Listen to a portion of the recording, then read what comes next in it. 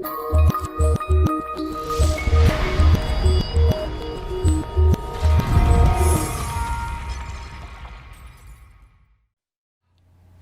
Gary here.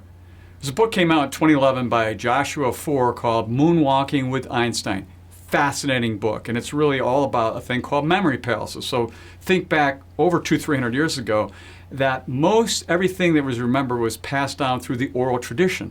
And through the oral tradition meant you spoke to somebody else and you had to remember it. And you would do it by going through a memory palace. I won't give you the whole story of it, but it really helped you to understand how you can remember things better. And I thought of this when this article came out recently from Medium.com, How to Train Your Brain to Remember Anything by Thomas Opong.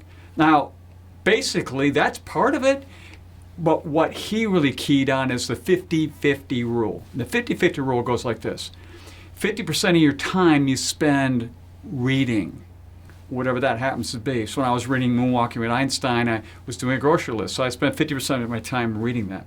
And then I actually took a grocery list, went through and built a memory palace. I spent the other 50% of my time doing that, and I actually was talking to my wife about that. Whether or not she wanted to hear about it or not, that's a different story.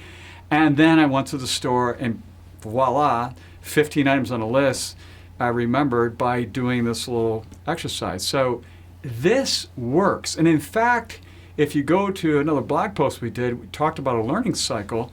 It's very similar.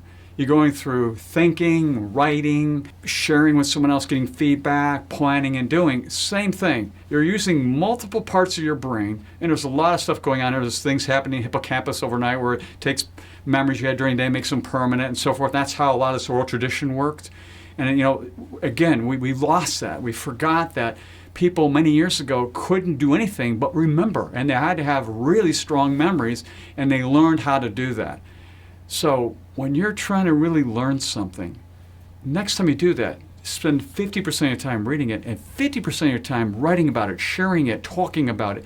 And it's more likely you'll remember those very important points that you want to capture for whatever it is you're trying to do in life. So until next time, enjoy.